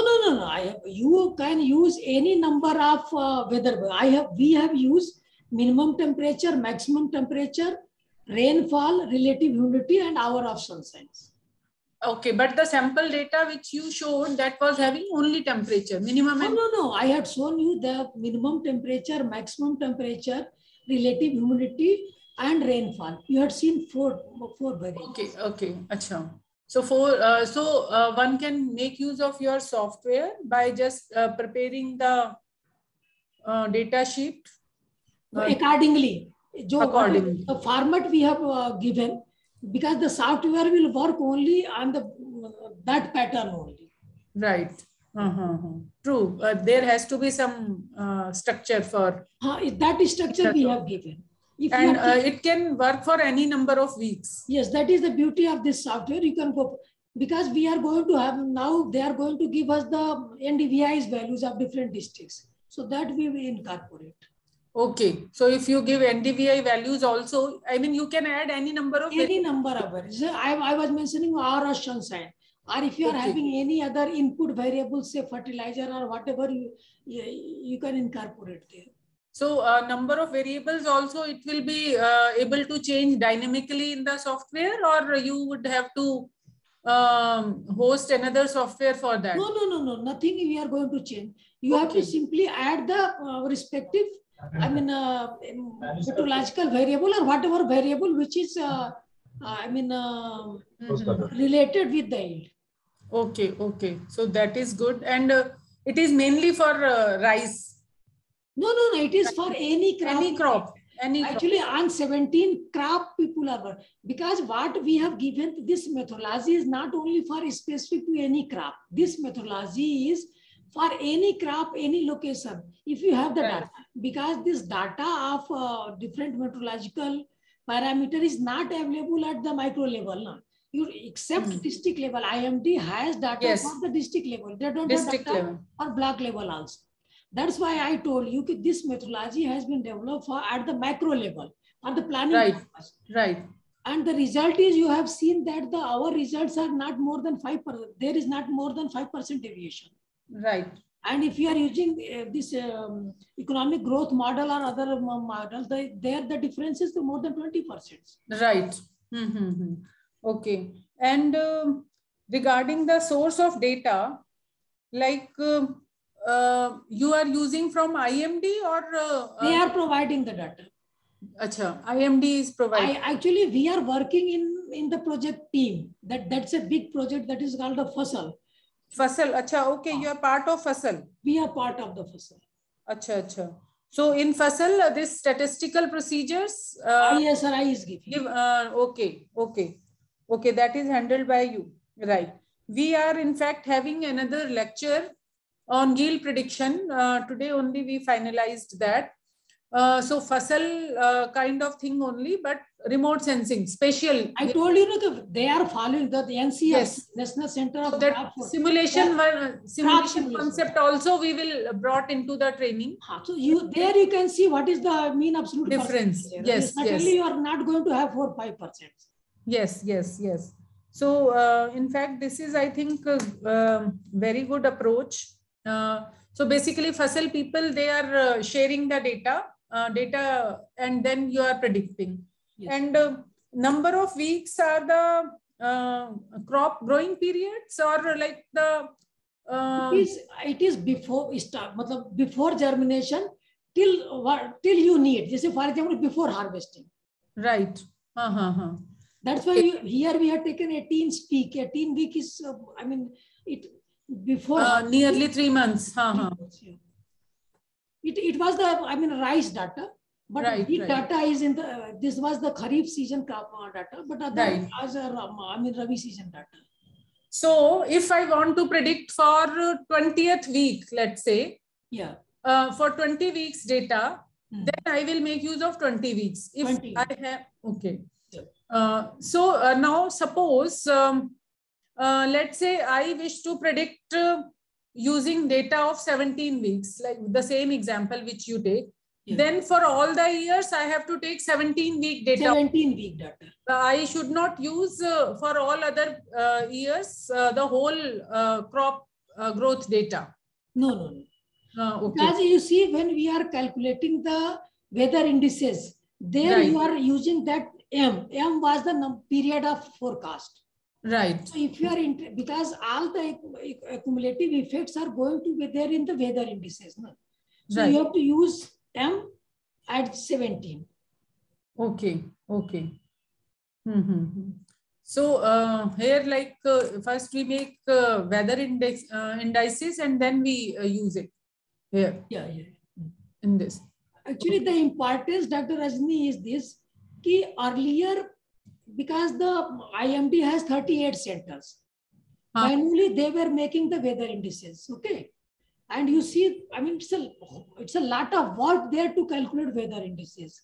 So since that was my idea, that if you are able to computerize these things, so whole work is going to be done automatically. So there is no need to waste time on calculating the weather indices. And now since everything we have computerized, so IMD people are very happy because they are saving a lot of resources in this. Manually, it is going to take a lot of time, but now using this our system, it's at the very easy. The chance of error is also, we have minimized for that. So that is the easy. And we use very simple concept. We don't complicate the things because we are interested in the results only. Right. And because if the result says ki our performance are better, we don't have any other, way to validate it. Right. Mm-hmm. So in fact, I think this is a very wonderful lecture. Participants, if some question is there, like you can ask. Ma'am, I have one question. Yes, Santosh. हाँ, संतोष तो पहले यही था, पूछो भाई संतोष. Sir, good afternoon, sir. Nice to listen to you, sir. I work under Ken Singh, sir, for 4 years when I was in ISRA. Sir, it was very nice lecture, sir. Sir, I have just one clarification. So the indices what you developed, sir, whether they are product of, let us say we have 4 variables, maximum temperature, rainfall, humidity, and sunshine hours. So when you develop the indices Z11, Z12, Z13, like whether they are combination of all the 4 variables, or you are just taking the product indices and the direct indices, like, sir, that one clarification. No, actually, if you have seen my third slide, so there Yes. it is written Zij. I takes value 0. It is written there. I takes value so from 1 to that. So it is combination of many variables. No, you read that simply you vary I and J, you will get the answer there. Exactly, if you read that. Yes, sir. Yes, sir. I got it. Sir. Yes. It will be, combination of, because suppose differently Zij, if you are fixing I, so that I is going to be that particular weather variable. So there are others are not going to come. Yes. But J is, you have to see what is the J is there. Yes, sir. Yes. Mm-hmm. So, thank you, sir. the thing is, sir, can you provide the link of the software? I had given you the web. It is available, no? Okay. You can write wiayfs.icr.gov.in. You just copy paste the URL and copy the URL and paste it in the chat box, sir. Yes. You just use our sitting on computer. Just I will type for everyone. WIAY Weather Index Automated Yield Forecasting System. Automatic Yield Forecasting System. WIAYFS. .icr.gov.in. .icr.gov.in. Okay, I think it will be very useful for the participants. Actually, my point is that it is a techniques I have used for the crop yield forecasting. For the price forecasting, they can think how, see, if you are using only time series data, you are not getting any strength. If you are using any exogenous variables, that you have to think what exogenous variables you are going to use. So use those exogenous variables judiciously using artificial intelligence. Then you can improve your model. So that was idea of this, talk. So that they have to think. And sir, you can give some references. Maybe if you have given one write-up. There we have used 4 or 5 references. Okay. So the references, paper, like I think they are all are in open source, so they can use. Yeah, they can use that. They can use those references also. So sir has provided material also. We will share with you, and you can make use of this. So it was a very, crispy and lucid lecture. Style was also good. You have shown the demonstration also. Like to start working on this, they can straight away use the software, and later if they want to modify something or add some variables, that also is allowed in this. There is, I think, one question. It says, I'm having 5 years of disease, weather, and yield data. By using all this, can I formulate the disease prediction model? So, yes, Dr. Rajni, I told you, there is a question. Whatever methodology I have given, I was using dependent variable as yield. I don't know who has asked this question. He can use dependent variable as disease spread. Yes. Disease spread or number of insects or whatever. And he can use, this methodology that is going to work. Yeah. So basically it is time series based modeling using exogenous variables. Yes. So one can. I am incorporating machine learning techniques. Right, right. So any other question?